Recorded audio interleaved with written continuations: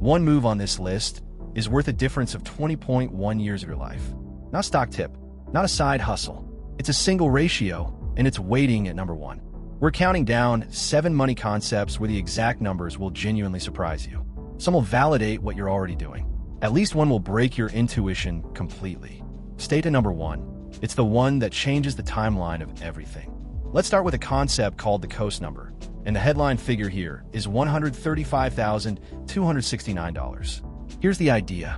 If you invest $135,269 by age 30 and then never add another dollar, that money grows on its own at 8% a year for 35 years until you're 65. The result? $2 million. You did 6.8% of the work, and time did the rest. The market added $1,864,731 without you lifting a finger after that initial push.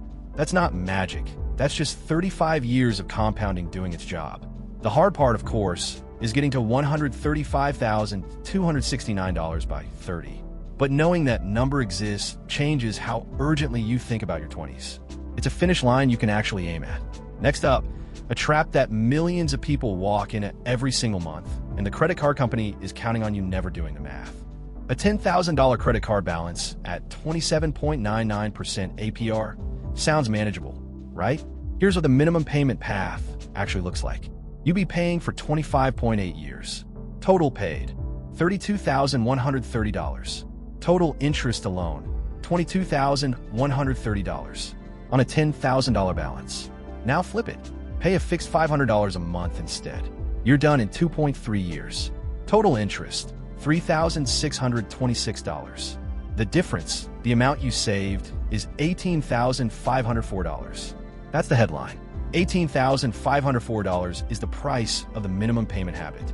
The credit card company doesn't hide this exactly, but they don't advertise it either. The math is right there. Most people just never run it. Now you have. Coming up at number 5, a face-off between two of the most debated retirement account types. The winner might genuinely shock you. Roth 401k versus traditional 401k. This debate fills comment sections. People have strong opinions. So let's just run the numbers. Same $10,000 contributed each year. Same 6% return. Same 25 years. Same tax rate of 24% now and 24% in retirement. Traditional, your money grows to $577,495 pre-tax. After you pay taxes in retirement, you keep $438,896. Roth, your money grows to $438,896, and you keep every single dollar, $438,896. The advantage of Roth? Exactly $0. When your tax rate stays the same, the math is a perfect tie. The real question is never Roth versus traditional in a vacuum. It's whether your tax rate will go up or down. That's the actual variable, and that's the decision most people skip. Number 4 is the one that catches almost everyone off guard. It's not a fee, not a tax, and most people never see it coming. Here's the part that breaks people's intuition. This item isn't about overspending. It isn't about lattes or subscriptions. It's about what happens when your income grows, and your spending quietly grows with it, dollar for dollar. That's lifestyle creep, and the number attached to it is $1,952,639. Here's how it works.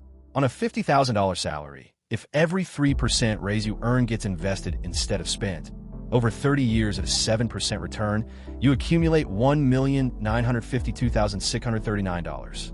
Total invested from those raises, $950,134. The market added another $1,002,505 on top. Nearly $1 million in growth from raised money alone. Nobody feels lifestyle creep happening. That's exactly why it's so expensive. You're not buying anything dramatic. You're just slowly spending the raises that were supposed to build your future. Number 3 is a rule lenders use to size up your entire financial picture, and most people have no idea it exists. The 28 of 36 rule. Lenders use it. Most borrowers have never heard of it. On a $75,000 salary, here's how it works. Your gross monthly income is $6,250.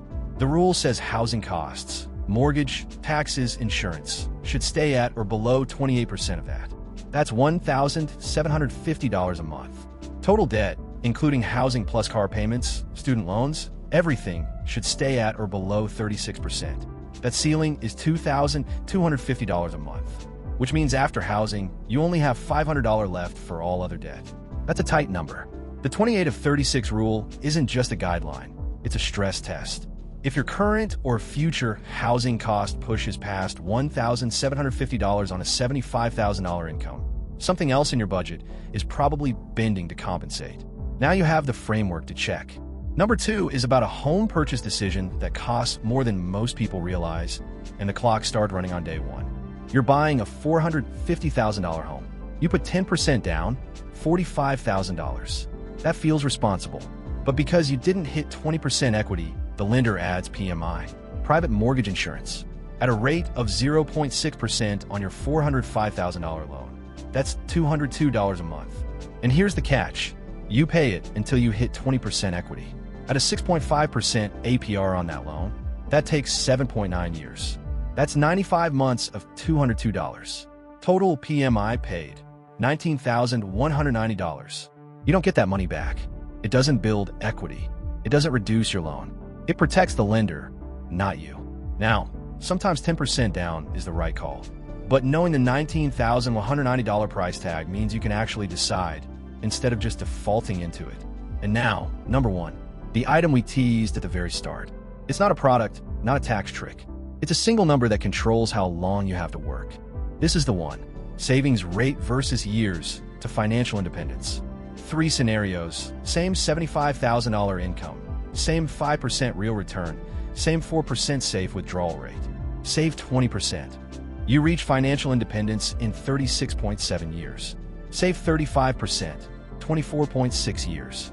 Save 50%, 16.6 years. The gap between the slowest and fastest path is 20.1 years of your life. Not a slightly better investment, not a lucky stock pick, just the percentage of income you keep. The math is straightforward. The more you save, the smaller the lifestyle you need to fund, and the faster you accumulate enough to fund it.